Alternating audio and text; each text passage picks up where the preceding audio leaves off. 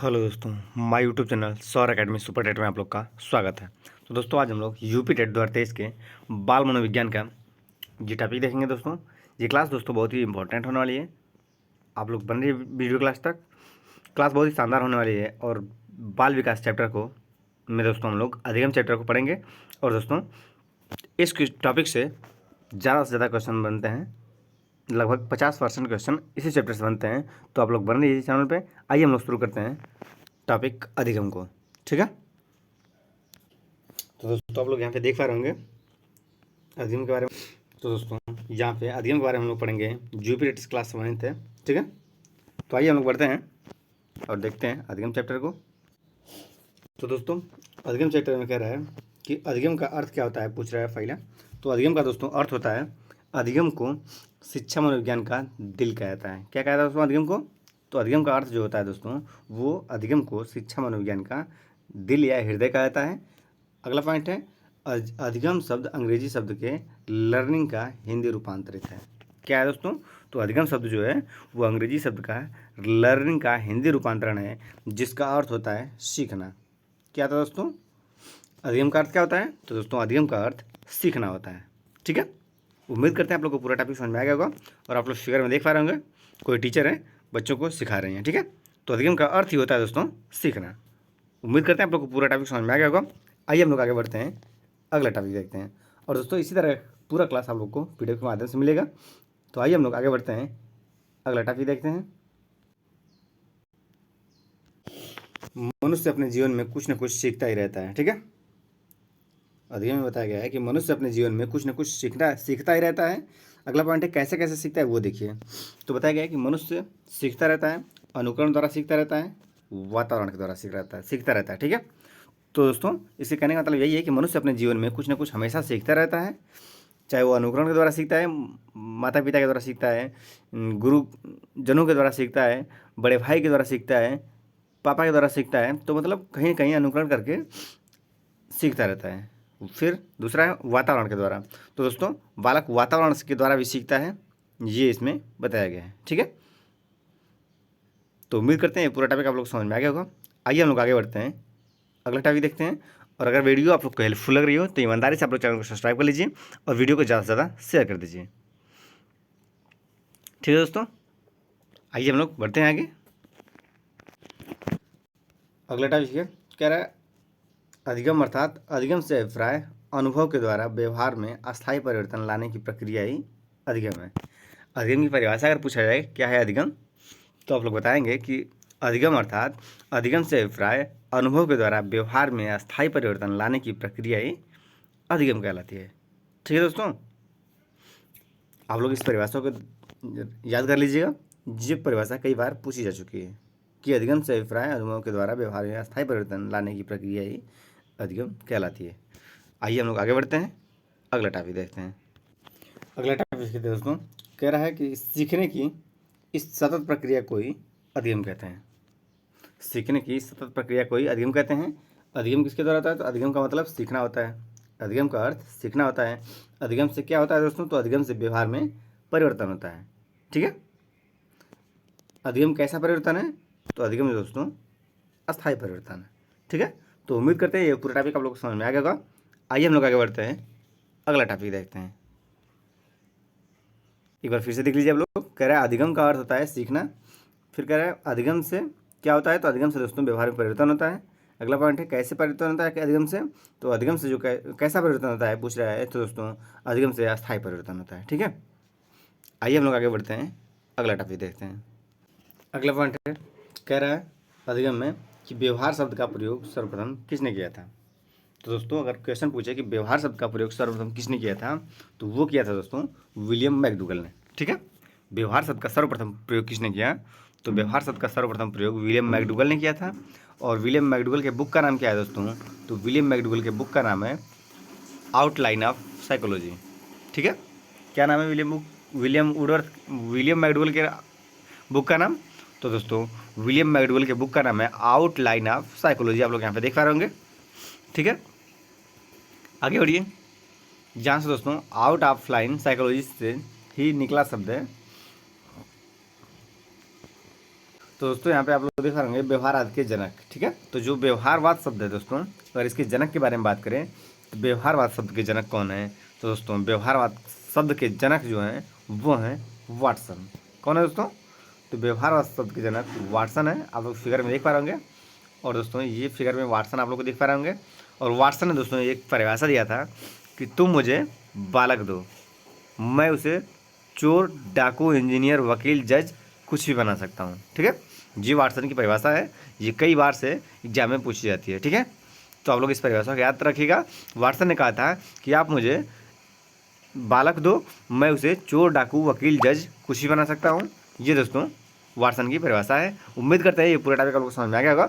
और दोस्तों वीडियो अगर आप लोग को थोड़ा सा भी हेल्पफुल लग रही हो तो ईमानदारी से आप लोग चैनल को सब्सक्राइब कर लीजिए और वीडियो को ज़्यादा से ज़्यादा शेयर कर दीजिए, ताकि जो भी सगे संबंधी हो आपके उनके आप वीडियो पहुँच सके और वो भी इस वीडियो का लाभ उठा सकें। तो दोस्तों आइए हम लोग आगे बढ़ते हैं, अगला टॉपिक देखते हैं। यहाँ से दोस्तों हम लोग अधिगम की कुछ परिभाषा देखेंगे। तो दोस्तों आइए हम लोग देखते हैं महत्वपूर्ण परिभाषा।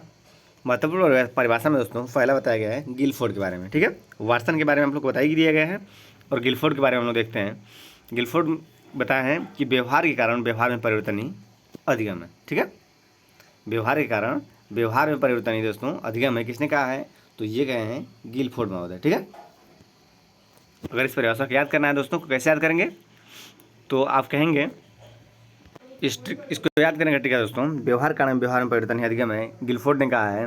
और दोस्तों अगर ये इसे याद करना चाह रहे हैं तो मान लीजिए कि पिताजी हैं, उनके सामने आप अगर अपना व्यवहार खराब कर रहे हैं, ठीक है, पिताजी कुछ कह रहे हैं और कह रहे हैं, आप उसका विपरीत कर रहे हैं, तो जब व्यवहार खराब कर रहे हैं पिताजी के सामने तो वो चाटा लगाएंगे। जब गाल फोड़ेंगे, आपका गाल पे चाटा लगाएंगे, तो दोस्तों उसका मतलब हो गया गाल फोड़ना, ठीक है। तो जब गाल फोड़ेंगे तो गिलफोर्ड सबसे मान लीजिए, ट्रिक बना लीजिए आप लोग कि गिलफोर्ड मतलब गाल फोड़ना, ठीक है। व्यवहार के कारण व्यवहार में परिवर्तन ही अधिगम है। किसने कहा है? तो गिलफोर्ड ने कहा है, ठीक है। पापा के सामने अगर आप व्यवहार खराब कर रहे हैं तो वो गाल फोड़ेंगे, ठीक है। तो दोस्तों इस गिलफोर्ड जी ने इसको बताया है और इससे आप ट्रिक बना के कर सकते हैं अपना, ठीक है।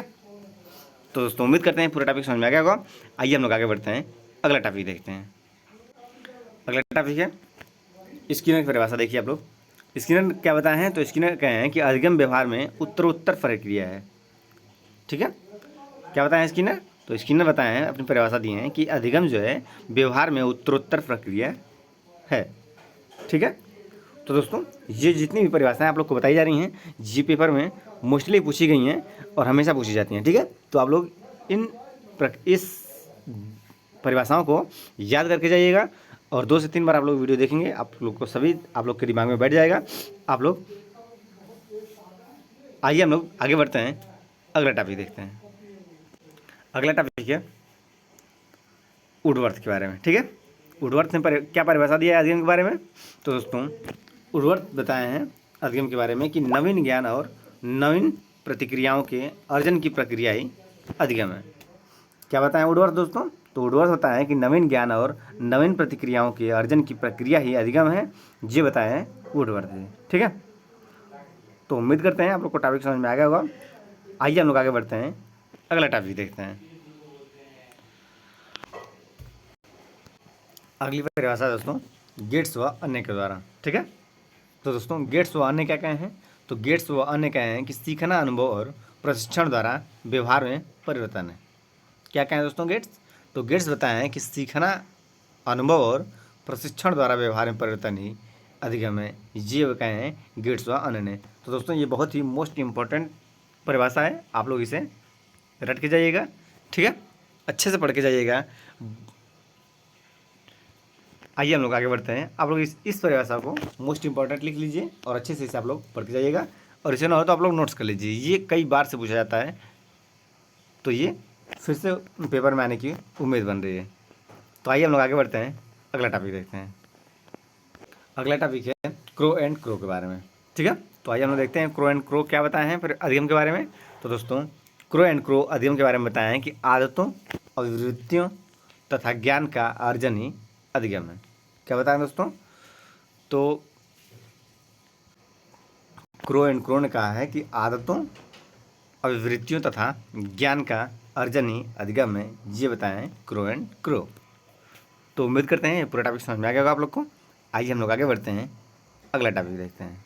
यहाँ से दोस्तों हम लोग देखेंगे अधिगम के प्रकार। तो अधिगम के प्रकार कितने होते हैं दोस्तों, आइए हम लोग देखते हैं। तो दोस्तों अधिगम के प्रकार में आप लोग देख पा रहे होंगे यहाँ पे, पहला है ज्ञानात्मक अधिगम, ठीक है, दूसरा है भावात्मक अधिगम, तीसरा है क्रियात्मक अधिगम, ठीक है दोस्तों। तो यहाँ पे 3 अधिगम के बारे में बताया गया है। अधिगम कितने प्रकार के हैं, तो 3 प्रकार के होते हैं, ठीक है। कौन कौन, ज्ञानात्मक अधिगम, भावात्मक अधिगम, क्रियात्मक अधिगम, ठीक है दोस्तों। तो ये अधिगम के प्रकार आप लोग को समझ में आ गया होगा। ज्ञानात्मक अधिगम का मतलब होता है दोस्तों ज्ञान के द्वारा सीखा गया अधिगम, ठीक है। भावनात्मक अधिगम होता है दोस्तों भाव के द्वारा सीखा गया अधिगम, ठीक है। तीसरा दोस्तों क्रियात्मक अधिगम। क्रियात्मक अधिगम का मतलब होगा कि क्रिया द्वारा सीखा गया अधिगम, ठीक है। तो दोस्तों उम्मीद करते हैं ये पूरा टॉपिक समझ में आ गया आप लोग को। और वीडियो अगर आप लोग को पसंद आ रही हो तो ईमानदारी से आप लोग चैनल को सब्सक्राइब कर लीजिए और वीडियो को ज़्यादा से ज़्यादा शेयर कर दीजिए। तो आइए हम लोग आगे बढ़ते हैं, अगला टॉपिक देखते हैं। अगला पॉइंट है अधिगम की विधियाँ। तो दोस्तों अब हम लोग अधिगम के प्रकार देख चुके हैं। अब यहाँ से हम लोग देखेंगे अधिगम के विधियाँ। तो आइए हम लोग अधिगम की विधियाँ देखते हैं। अगला पहला पॉइंट है करके सीखना, ये भी अधिगम की एक विधि है, ठीक है। करके सीखना अधिगम की विधि है। दूसरा है निरीक्षण या अवलोकन करके सीखना, ठीक है दोस्तों। तो ये भी है अधिगम की एक विधि। निरीक्षण या अवलोकन करके सीखना भी अधिगम की विधि माना गया है। अगला है परीक्षण करके सीखना, ठीक है। तो दोस्तों करके सीखना, निरीक्षण या अवलोकन करके सीखना है, परीक्षण करके सीखना है, ये तीनों टॉपिक दोस्तों अधिगम की विधियाँ हैं, ठीक है। करके सीखना मतलब बालक करके सीख रहा है तो वो भी एक प्रकार का अधिगम है। दूसरा है निरीक्षण या अवलोकन करके सीखना, बालक किसी टॉपिक के बारे में निरीक्षण कर रहा है, फिर उसको दोबारा देख रहा है, अवलोकन कर रहा है, उसके बाद सीख रहा है, तो दोस्तों ये भी एक प्रकार का अधिगम है। तीसरा है परीक्षण करके सीखना। तो दोस्तों किसी भी एक्सपेरिमेंट पे परीक्षण करके सीखना, ठीक है, अपने खुद से सीखना, ये दोस्तों परीक्षण करके सीखना होगा। और ये भी अधिगम की एक विधि है। उम्मीद करते हैं कि ये पूरा टॉपिक आप लोगों को समझ में आ गया होगा। और फिगर में आप लोग देख पा रहे होंगे कि बालक जो है परीक्षण करके सीख रहा है, ठीक है। तो उम्मीद करते हैं पूरा टॉपिक समझ में आ गया होगा। आइए हम लोग आगे बढ़ते हैं, अगला टॉपिक देखते हैं। अगला टॉपिक है वाद विवाद विधि। अधिगम की विधियाँ में और भी कुछ पॉइंट है, उसे देख लीजिए आप लोग। तो पहला पॉइंट है वाद विवाद विधि, मतलब वाद विवाद विधि के द्वारा भी अधिगम सीखा जाता है, किया जा सकता है, ठीक है। तो दोस्तों वाद विवाद विधि द्वारा बालक यहाँ पे सीख रहा है। अनुकरण विधि, अनुकरण विधि दोस्तों एक प्रकार की अधिगम विधि है। अगला है प्रयास एवं त्रुटि विधि, ठीक है। प्रयास एवं त्रुटि विधि का मतलब दोस्तों बालक जो है प्रयास कर रहा है, उसमें त्रुटि भी होती है, ठीक है। त्रुटि करते करते बालक एक दिन उस कार्य को सही ढंग से करने लगता है, ये हो गया दोस्तों प्रयास एवं त्रुटि विधि, ठीक है। अनुकरण विधि का मतलब हो गया दोस्तों कोई भी चीज़ का अनुकरण करके सीखना है। जैसे बालक अपने बड़े भाई को कुछ कार्य करते देख रहा है, ठीक है, तो वो भी सोचता है कि हम भी उस कार्य को करें, मतलब तुरंत वो नकल करना चाहता है, अनुकरण करना चाहता है, ठीक है। तो अनुकरण करके सीखना दोस्तों यह जाता है अधिगम की विधियों में, ठीक है। तो उम्मीद करते हैं आप लोग को पूरा टॉपिक समझ में आ गया होगा। आइए हम लोग आगे बढ़ते हैं, अगला टॉपिक देखते हैं। यहाँ से हम लोग देखेंगे दोस्तों अधिगम की विशेषताएँ, ठीक है। तो हम लोग यहाँ से शुरू करते हैं। अधिगम की विशेषताएँ क्या क्या होती हैं ये देखते हैं। तो दोस्तों इसमें बताया जा रहा है कि अधिगम जीवन प्रयत्न होता रहता है, ठीक है। अधिगम एक ऐसा टॉपिक है दोस्तों, ऐसा क्षेत्र है जो जीवन प्रयत्न चलता रहता है। आदमी हमेशा पूरा जीवन सीखता रहता है, ठीक है। इसके कहने का मतलब ये है बचपन में भी सीखता है, उससे बड़ा होता है तब भी सीखता है, उससे बड़ा होता है तब भी सीखता है, युवा अवस्था में भी सीखता है, फिर वयस्क अवस्था में सीखता है, बूढ़ा होता है, तब तक ये अधिगम जो है चलता रहता है। मनुष्य जो है कुछ ना कुछ सीखता रहता है, ठीक है। तो दोस्तों उम्मीद करते हैं ये पूरा टॉपिक समझ में आ गया आप लोग को। फिर अगला पॉइंट है दोस्तों कि अधिगम निरंतर व सतत चलने वाली प्रक्रिया है।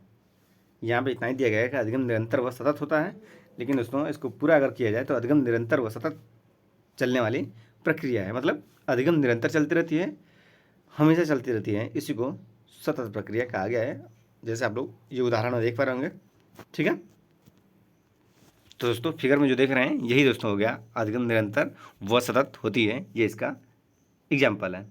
देखिए बचपन में पहले है, फिर उससे बड़ा हो रहा है, फिर उससे बड़ा हो रहा है, फिर एक दिन युवा अवस्था में आ रहा है, फिर उसके बाद वयस्क अवस्था में आ रहा है, फिर एक दिन बुढ़ापा आ जा रहा है। ठीक है, तो दोस्तों यही है अधिगम निरंतर व सतत चलने वाली प्रक्रिया है। उम्मीद करते हैं ये पूरा टॉपिक समझ में आ गया आप लोग को।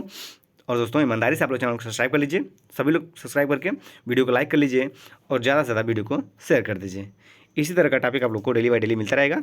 यूपी टेट का पूरा सिलेबस दोस्तों इस पर फ्री ऑफ कास्ट कराया जाएगा और PDF के माध्यम से कराया जाएगा। ठीक है, और दोस्तों सभी टॉपिक का daily by daily model paper भी आप लोग को कराया जाएगा इस चैनल पे। तो आइए हम लोग आगे बढ़ते हैं, अगला टॉपिक देखते हैं। अगला टॉपिक है अधिगम की विशेषताएं। तो दोस्तों यहाँ से हम लोग अधिगम की विशेषताएं देखेंगे। तो दोस्तों इसमें पहला पॉइंट दिया है कि लर्निंग अधिगम विकासशील प्रक्रिया है। लर्निंग जो है एक प्रकार की विकासशील प्रक्रिया है। ठीक है,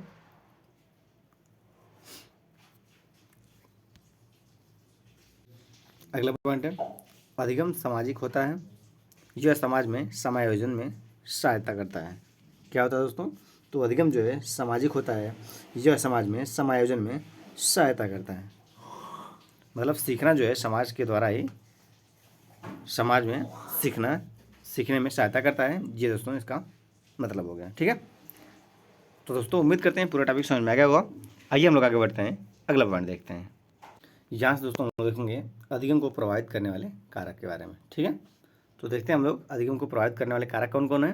तो दोस्तों अधिगम को प्रभावित करने वाले कारक जो हैं उसमें पहला है वातावरण, दूसरा है परिपक्वता, तीसरा है बालकों का शारीरिक व मानसिक स्वास्थ्य, चौथा है दोस्तों विषय सामग्री का स्वरूप, और पाँचवा है सीखने का समय व थकान। ठीक है, ये दोस्तों अधिगम को प्रभावित करने वाले कारक हैं। वातावरण, परिपक्वता, बालकों का शारीरिक व मानसिक स्वास्थ्य, विशेष सामग्री का स्वरूप, और पांचवा है सीखने का समय व थकान। तो उम्मीद करते हैं पूरा टॉपिक आप लोग को समझ में आ गया होगा। आइए हम लोग आगे बढ़ते हैं, अगला टॉपिक देखते हैं। तो दोस्तों ये रहा अधिगम को प्रभावित करने वाले कारक। उम्मीद करते हैं पूरा टॉपिक समझ में आ गया होगा आप लोग को। आइए हम लोग आगे बढ़ते हैं, अगला टॉपिक देखते हैं। जहाँ से दोस्तों आप लोग देख पा रहे होंगे अधिगम के सिद्धांत। ठीक है, तो अधिगम के सिद्धांत कौन कौन दिए हैं दोस्तों? तो अधिगम के सिद्धांत दोस्तों थॉर्नडाइक दिए हैं, स्किनर भी दिए हैं, कोहलर भी दिए हैं दोस्तों, मैस्लो दिए हैं और बंडूरा दिए हैं। ठीक है, ये पांचों लोग दोस्तों अधिगम के सिद्धांत दिए हैं। ठीक है, तो आप लोग इन पांचों टॉपिक को अच्छे से पढ़ के जाइएगा। और ये चैप्टर दोस्तों पेपर में बहुत ही ज़्यादा हेल्प करता है और इससे क्वेश्चन ज़्यादा से ज़्यादा बनते हैं। तो आप लोग इन टॉपिक को अच्छे से कवर करके जाइएगा। आइए हम लोग आगे बढ़ते हैं, अगला टॉपिक देखते हैं। इन टॉपिक पे दोस्तों आगे आप लोग को वीडियो मिलती रहेगी। तो आइए हम लोग बढ़ते हैं आगे। तो दोस्तों यहाँ से हम लोग कुछ इसी टॉपिक से संबंधित क्वेश्चन करेंगे। आइए हम लोग देखते हैं 8 से 10 क्वेश्चन इसी टॉपिक से संबंधित। तो दोस्तों पहला क्वेश्चन है सीखना अधिगम का अर्थ क्या है? सीखना अधिगम का अर्थ है, अधिगम का अर्थ आप लोग को बताना है। तो बताइए आप लोग कि अधिगम का अर्थ क्या है? ऑप्शन ए व्यक्तित्व का सर्वांगीण विकास, ऑप्शन बी है भाषा का शुद्ध ज्ञान, ऑप्शन सी है बौद्धिक ज्ञान, या ऑप्शन डी है बच्चों को पढ़ाना। तो बताइए आप लोग क्वेश्चन नंबर फर्स्ट का राइट आंसर क्या होगा? जल्दी से आप लोग जवाब दीजिए। अधिगम का अर्थ है पूछ रहा है क्वेश्चन, आप लोग जवाब दीजिए क्या आंसर होगा इस क्वेश्चन का। तो दोस्तों इस क्वेश्चन का राइट आंसर हो जाएगा व्यक्तित्व का सर्वांगीण विकास। अधिगम का अर्थ ही होता है दोस्तों व्यक्तित्व का सर्वांगीण विकास। इस क्वेश्चन का राइट आंसर हो जाएगा। ठीक है, तो उम्मीद करते हैं आप लोग को टॉपिक समझ में आया होगा। आइए हम लोग आगे बढ़ते हैं, अगला टॉपिक देखते हैं। अगला क्वेश्चन है क्वेश्चन नंबर 2, और क्वेश्चन नंबर 2 कह रहा है कि सीखने की परिघटना में आवश्यक घटक नहीं है। तो आपको बताना है कि सीखने की परिघटना में आवश्यक घटक कौन नहीं है। ऑप्शन ए प्रेरक, ऑप्शन बी शिक्षक, ऑप्शन सी अधिगमकर्ता, ऑप्शन डी आंतरिक अवस्था। तो आप लोग कमेंट करके बताइए क्वेश्चन नंबर 2 का राइट आंसर क्या होगा। जल्दी से आप लोग जवाब दीजिए, बताइए आंसर। तो दोस्तों सीखना परिघटना में आवश्यक घटक नहीं है, तो दोस्तों वो है शिक्षक।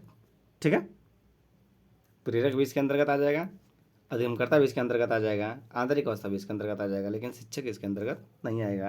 यही इस क्वेश्चन का राइट आंसर है। ठीक है, तो उम्मीद करते हैं टॉपिक समझ में आ गया हो। आइए हम लोग आगे बढ़ते हैं, अगला टॉपिक देखते हैं। अगला क्वेश्चन है क्वेश्चन नंबर 3, और क्वेश्चन नंबर 3 कह रहा है कि स्कूल के भीतर और बाहर दोनों जगहों पर की चलती प्रक्रिया है, इस खाली स्थान पे क्या भरा जाएगा, ये आप लोग को बताना है। तो आप लोग कमेंट करके बताइए कि इस क्वेश्चन का राइट आंसर क्या होगा। ऑप्शन है सीखने की प्रक्रिया, ऑप्शन बी है विकास प्रक्रिया, ऑप्शन सी है बालक शरारती है, ऑप्शन डी है शिक्षकों प्रगति। तो आप लोग कमेंट करके बताइए इस क्वेश्चन का राइट आंसर क्या होगा। जल्दी से आप लोग जवाब दीजिए। तो दोस्तों स्कूल के भीतर और बाहर दोनों जगहों पर चलने वाली जो प्रक्रिया है, जो हमेशा चलती रहती है, वो है दोस्तों सीखने की प्रक्रिया। ठीक है, सीखने की प्रक्रिया दोस्तों आप क्लासरूम के स्कूल के भीतर भी कर सकते हैं और बाहर भी कर सकते हैं, दोनों जगहों पर कर सकते हैं। क्या कर सकते हैं दोस्तों, तो सीखने की प्रक्रिया जो है आप कहीं भी कर सकते हैं, स्कूल के भीतर भी और स्कूल के बाहर भी। ठीक है, तो उम्मीद करते हैं ये पूरा टॉपिक समझ में आ गया होगा आप लोग को। आइए हम लोग आगे बढ़ते हैं, अगला टॉपिक देखते हैं। अगला क्वेश्चन है क्वेश्चन नंबर 4, और क्वेश्चन नंबर 4 कह रहा है कि सीखना विकास की प्रक्रिया है, यह कथन किसका है। तो आपको बताना है कि सीखना विकास की प्रक्रिया है, यह कथन किसका है। ऑप्शन ए स्किनर का, ऑप्शन बी है वुडवर्थ का, ऑप्शन सी है कोहलर का, ऑप्शन डी है गेट्स का। तो आप लोग कमेंट करके बताइए इस क्वेश्चन का राइट आंसर क्या होगा। तो दोस्तों ये परिभाषा आगे बताया गया है, आप लोग कमेंट करके बताइए कि इस क्वेश्चन का राइट आंसर क्या होगा। तो दोस्तों जो सीखना विकास की प्रक्रिया है, यह कथन है दोस्तों ऑप्शन बी वुडवर्थ का। ठीक है, वुडवर्थ ने दोस्तों कहा है कि सीखना विकास की प्रक्रिया है। ठीक है, तो उम्मीद करते हैं आप लोग को समझ में आ गया होगा। आइए हम लोग आगे बढ़ते हैं, अगला क्वेश्चन देखते हैं। अगला क्वेश्चन है क्वेश्चन नंबर 5, और क्वेश्चन नंबर 5 कह रहा है कि अधिगम के संदर्भ में शिक्षार्थियों एवं मनोवैज्ञानिकों ने विविध प्रकार की परिभाषाएं दी हैं। अधिगम चलने वाली एक निरंतर प्रक्रिया है, यह किसने कहा है, चाहे किस अवस्था में होता है दोस्तों, ये बताना है आप लोग को। अधिगम के संदर्भ में शिक्षार्थियों एवं मनोवैज्ञानिकों ने विविध प्रकार की परिभाषा दी है। अधिगम जहाँ पे खाली स्थान है यहाँ पे भरना है आप लोग को, चलने वाली प्रक्रिया है, तो क्या है आप लोग को बताना है, क्या भरा जाएगा वहाँ पे। ऑप्शन ए वृद्धावस्था, ऑप्शन बी युगावस्था, ऑप्शन सी किशोरावस्था, या ऑप्शन डी जीवन प्रयत्न। तो दोस्तों इस परिभाषा के बारे में भी आगे आप लोग को बताया गया था, आप लोग इस खाली स्थान पे बताइए कि क्या भरा जाएगा। तो दोस्तों इस क्वेश्चन का राइट आंसर जाएगा option D is right answer. ठीक है, जहाँ पे अधिगम जीवन प्रयत्न चलने वाली प्रक्रिया है दोस्तों, यही इस क्वेश्चन का राइट आंसर हो जाएगा। तो दोस्तों अगर आप लोग को वीडियो हेल्पफुल लग रही हो, आप लोग को अगर वीडियो पसंद आ रही हो, तो ईमानदारी से आप लोग चैनल को सब्सक्राइब कर लीजिए, ताकि डेली बाय डेली नोटिफिकेशन मिलता रहे। और आप लोग वीडियो को ज़्यादा से ज़्यादा शेयर कर दीजिए, ताकि जो भी आपके सगे संबंधी हो उनके यहाँ वीडियो पहुँच सके और वो भी इस वीडियो का लाभ उठा सकें। तो दोस्तों डेली बाय डेली आप लोग को इसी तरह की क्लास मिलती रहेगी। आइए हम लोग आगे बढ़ते हैं, अगला टॉपिक देखते हैं। अगला क्वेश्चन है क्वेश्चन नंबर 6, और क्वेश्चन नंबर 6 कह रहा है कि 13 वर्ष की अवस्था तक पहुँचते पहुँचते बालक का कौन सा विकास लगभग पूरा हो जाता है। तो आपको बताना है कि 13 वर्ष की अवस्था तक पहुँचते पहुँचते बालक का कौन सा विकास लगभग पूरा हो जाता है। ऑप्शन है शारीरिक विकास, ऑप्शन बी बौद्धिक विकास, ऑप्शन सी है संवेगात्मक विकास, ऑप्शन डी इनमें से कोई नहीं। तो आप लोग जवाब दीजिए इस क्वेश्चन का राइट आंसर क्या होगा। जल्दी से लोग आंसर बताइए। तो दोस्तों क्वेश्चन नंबर 6 का राइट आंसर हो जाएगा ऑप्शन 2 इज राइट आंसर। ठीक है, 13 वर्ष की अवस्था तक पहुँचते पहुँचते दोस्तों बालक का कौन सा विकास लगभग पूरा हो जाता है, तो दोस्तों बौद्धिक विकास जो है लगभग पूरा हो जाता है। ठीक है, ऑप्शन 2 इज राइट आंसर। आइए हम लोग आगे बढ़ते हैं, अगला क्वेश्चन देखते हैं। अगला क्वेश्चन है क्वेश्चन नंबर 7, और क्वेश्चन नंबर 7 कह रहा है कि बाल विकास को सर्वाधिक प्रेरित करने वाला कारक या प्रमुख घटक कौन है। तो आपको बताना है कि बाल विकास को सर्वाधिक प्रेरित करने वाला प्रमुख घटक कौन है। ऑप्शन ए प्रखर बुद्धि, ऑप्शन 2 है यौन परिपक्वता, ऑप्शन सी है बड़ा भवन, या ऑप्शन 4 है खेल का मैदान। तो आप लोग कमेंट करके बताइए इस क्वेश्चन का राइट आंसर क्या होगा। जल्दी से आप लोग जवाब दीजिए। तो दोस्तों क्वेश्चन नंबर 7 का राइट आंसर हो जाएगा ऑप्शन 4 इज राइट आंसर। ठीक है, बाल विकास को सर्वाधिक प्रेरित करने वाला जो प्रमुख घटक है दोस्तों, वो है दोस्तों खेल का मैदान। बालक खेल का मैदान में इसका शारीरिक विकास होता है, मानसिक विकास होता है। ठीक है, सभी प्रकार के सर्वाधिक प्रेरित करने वाले कारक होते हैं और सभी इसमें विकास भी होते हैं। तो उम्मीद करते हैं पूरा टॉपिक समझ में आ गया होगा आप लोग को। आइए हम लोग आगे बढ़ते हैं, अगला टॉपिक देखते हैं। खेल से बालक जो है ज़्यादा से ज़्यादा प्रभावित होता है। ठीक है, आगे बढ़िए। अगला क्वेश्चन है क्वेश्चन नंबर 8, और क्वेश्चन नंबर 8 कह रहा है कि बाल अध्ययन का पिता कौन है। तो आपको बताना है कि बाल अध्ययन का पिता कौन है। ऑप्शन फर्स्ट है फ्रायड, ऑप्शन 2 है ड्रेवर, ऑप्शन 3 है स्टैनले हॉल, या ऑप्शन 4 है डार्विन। तो आप लोग कमेंट करके बताइए क्वेश्चन नंबर 8 का राइट आंसर क्या होगा। बाल अध्ययन का पिता कौन है, किसे कहा जाता है। तो दोस्तों बाल अध्ययन का पिता कहा जाता है दोस्तों स्टैनले हॉल को। ठीक है, इस क्वेश्चन का राइट आंसर ऑप्शन 3 हो जाएगा। ठीक है, स्टैनले हॉल को बाल अध्ययन का पिता कहा जाता है। उम्मीद करते हैं समझ में आएगा आप लोग को। आइए हम लोग आगे बढ़ते हैं, अगला टॉपिक देखते हैं। तो दोस्तों किसके अनुसार सीखने का आदर्श काल शैशवावस्था है।